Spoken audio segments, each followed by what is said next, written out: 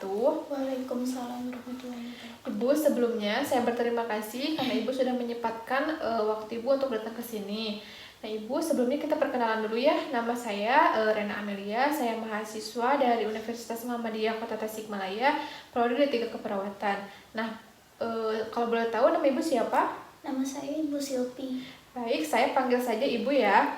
Ibu, tujuan saya di sini yaitu untuk melakukan promosi kesehatan atau pendidikan kesehatan, di mana isi dari pendidikan kesehatan tersebut yaitu menjelaskan apa sih resiko perilaku kekerasan itu dan bagaimana cara mengatasinya.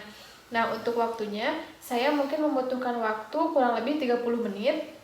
5 menit yang pertama yaitu pembukaan, 10 menit pemaparan materi atau 20 menit, dan waktu yang terakhir yaitu tanya jawab atau penutup. Nah, tempatnya di sini saja ya Bu. Iya. Nah Ibu, untuk mengefektifkan waktu, kita langsung saja ke pemaparan materinya ya. Di sini ada pengertian perilaku kekerasan, di mana perilaku kekerasan adalah suatu keadaan di mana seseorang melakukan tindakan yang dapat membahayakan secara fisik, baik terhadap dirinya sendiri, orang lain, maupun lingkungannya. Nah, hal tersebut dilakukan untuk mengungkapkan perasaan kesal atau marah yang tidak konstruktif. Seperti itu ya Bu untuk pengertiannya. Nah, ada penyebabnya.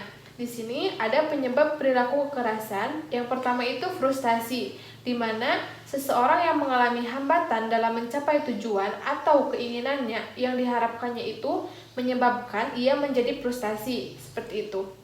Yang kedua itu hilangnya harga diri. Pada dasarnya manusia itu mempunyai kebutuhan yang sama untuk dihargai. Nah, jika kebutuhan ini tidak terpenuhi, akibatnya individu tersebut mungkin akan merasa rendah diri, seperti itu ya Bu. Nah, yang ketiga ada kebutuhan akan status dan prestasi. Di sini manusia pada umumnya mempunyai keinginan untuk mengaktualisasikan dirinya. Misalnya ingin dihargai dan diakui statusnya di lingkungan masyarakat seperti atau di keluarganya, seperti itu. Nah, ada tanda dan gejala dari perilaku kekerasan. Yang pertama itu muka marah, tandanya. Yang kedua, pandangannya itu tajam, tidak konsentrasi, lalu otot tegang, nada suara tinggi, berdebat, dan sering pula tampak klien memaksakan kehendaknya. Dan yang terakhir yaitu memukul jika tidak senang. Bisa berakibat seperti itu ya Bu. Nah, di sini ada cara mengatasinya Bu. Yang pertama itu cara umum, di mana ada fisik seperti menyalurkan marah melalui kegiatan fisik seperti lari pagi, angkat berat, menari, jalan-jalan, dan olahraga. Yang kedua itu emosi, di mana dalam emosi bisa dilakukan dengan cara mengurangi sumber yang menimbulkan marah, misalnya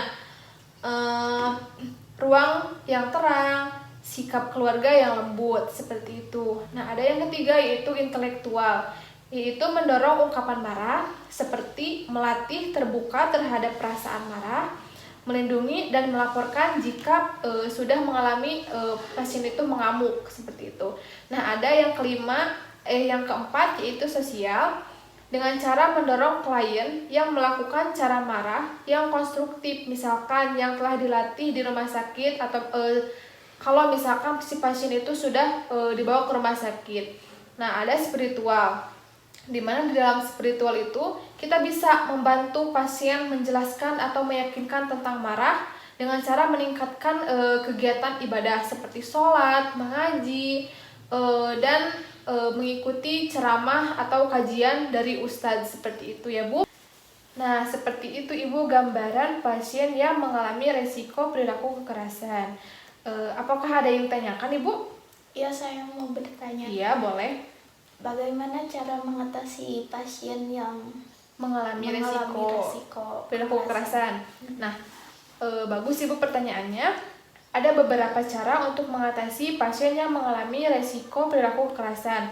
Yang pertama itu, bila ada pasien yang mengalami resiko perilaku kekerasan, kan si pasiennya itu kelihatannya tuh wajahnya tajam, terus bisa terjadi marah-marah seperti itu. Nah, kita bisa langsung membantunya dengan cara menjelaskan nih, kalau misalkan kita marah, kita bisa langsung mengalihkan kemarahan si pasien itu dengan cara memukul kasur atau memukul bantal, tetapi tidak boleh memukulnya itu ke sembarangan, apalagi ke orang seperti itu.